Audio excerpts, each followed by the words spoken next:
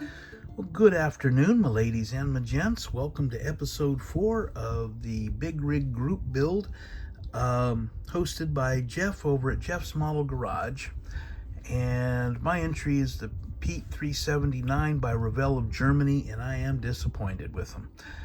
The amount of carving that I'm having to do to make things look decent, kind of irritating. But I've been able to do quite a bit and get it to make it look decent. First thing you're going to notice right off the bat is you're going to see that I've got some odd things here where the marker lights go.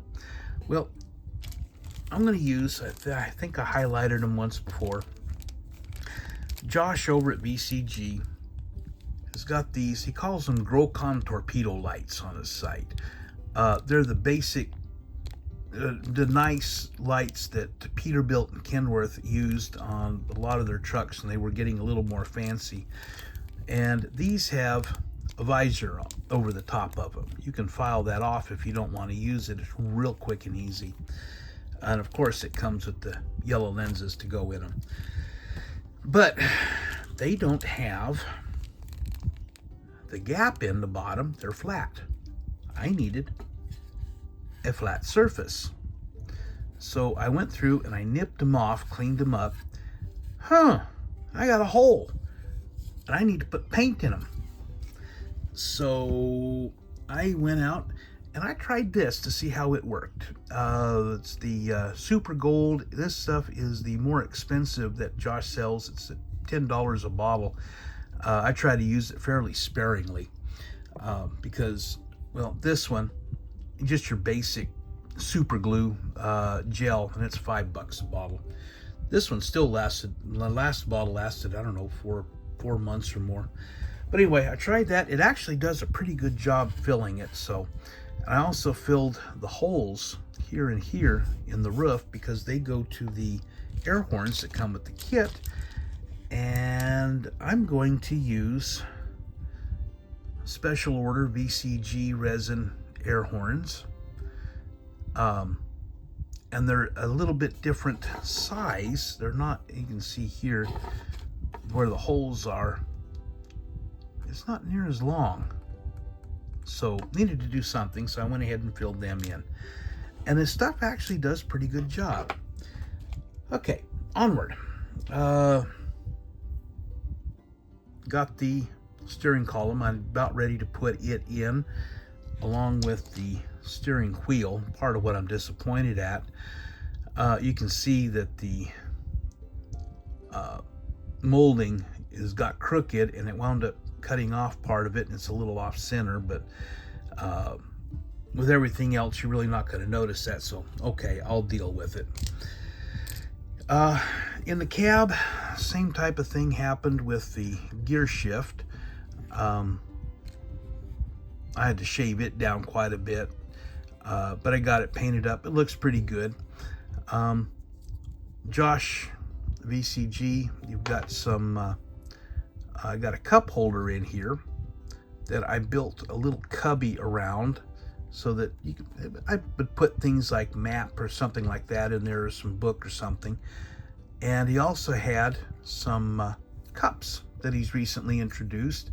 And this one, if I can get it to focus, this nice big travel mug even comes with this metal straw in it. So I thought that was pretty neat. Dashboard. See if I can get it to focus. There we go. The raised detail in it is typical Revell Germany. And so, and the again, the dashboard decals are typical Revell Germany, and they suck. And you'd basically have to file the whole thing down smooth in order to make them work. I wasn't about to do that, so I dug out the paint and the molotochrome and the so I was able to get all of that painted up with a very fine brush and a whole lot of patience. So, and but the other thing I'm quite pleased with, the CB radio.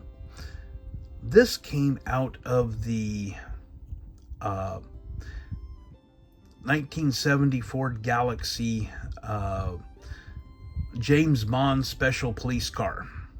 Well, my grandma had a I don't know, was a 69, 70 Grand Galaxy 500, and I was going to get one and make it something like that, and I like the lights on it for another build that I've got planned.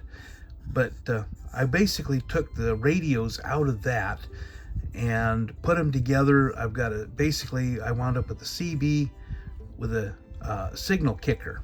The kicker basically amplifies the output of the CB from its mandatory 4 watts. It can go all the way up to 100, 200, 500 watts. You start getting into needing a license, and up 1,000 watts, 2,000 watts. These are the guys that do some serious cross-country talking. Microphone came with it. I shaved off the chrome and painted it black. The wire is actually a spring, and got the windows in. Got a little bit of a glue oops there, but I'll take care of that. And firewall, I got a little bit of touch up to do on it, and so I just noticed I got something there that turned it yellow. I'm not sure what. I have to do something about that. Okay. All right. Enough of that. Sleeper. You got vents on the outside. Okay, fine. Well, if you're going to be able to see in it by taking it off, you really need some detail. So I added a handle here on both sides so you can open the vent.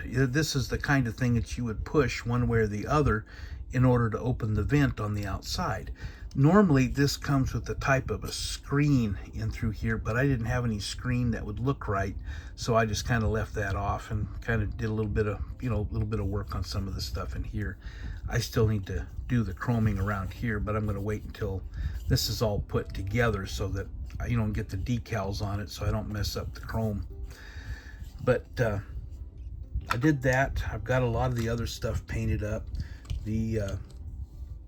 Got a control panel for the sleeper. It actually will fit like this, and this is the side wall of the sleeper. Let's see. Nope, other side. This will actually fit along here, and then I've got another part that comes down. So I've actually got a little bit, I'll have a cubby up here that we could use for storage, and then I'll also have a space here like for hanging clothes. I'm going to put a little, I don't know, 1.5, 2 millimeter piece of styrene rod in here, or even maybe some aluminum, I don't know, for a rod, for hanging clothes. And I got lots of piano wire, and I'll probably bend me up a handful of hangers to go in it. And I've got an idea about maybe some kind of shirt and pants to fit on hangers to fit in there. Yeah, I'm going a little buggy. This I'm quite pleased with. Of course, it is the bunk, and you can kind of see some of the texture that is molded in. That's part of the Revell Germany texture that I like. Of course, the sheet and the pillow I painted white. This I started with Tamiya Desert Yellow, and then I got a set of craft paints out, craft acrylics, and I just free-handed the stripes, and then I started, got some bright green, and I was thinking I was going to be able to hopefully make it look something like flower stems, but it got a little thick, and got some flowers, on them, and I had a family member that said it looked like cactus. Okay, I'll go with cactus. So, but that's all freehand, and it was just something different. I wanted something different. So, anyway, let's see. trying to remember, did I talk about the standpipe? Well, if I didn't, I'm going to. Got for the train horn that I'm going to put in it, you need another type of thing here for the train horn. And this is basically a pipe that controls it, and this is a valve, and when you push the valve forward, it opens the valve, or push the handle forward, it opens the valve, it allows the air to flow through in a hurry, and it blows the train horn, and you pull it back up to close it and stop the train horn from blowing. But you kind of need something like that if you're going to put a train horn in it. And since you can open the doors and see, I want to have a standpipe in it. So, but yeah, it is proceeding, and dang it, it's still 11 minutes long. But anyway, I'm going to go ahead and end this, and tune in this afternoon at 4 o'clock Central Time. I will have a special announcement on the channel, and it's something really good, something really neat, and I'm excited. So tune in 4 o'clock Central Time, and I will talk to you later. B-Tex signing out.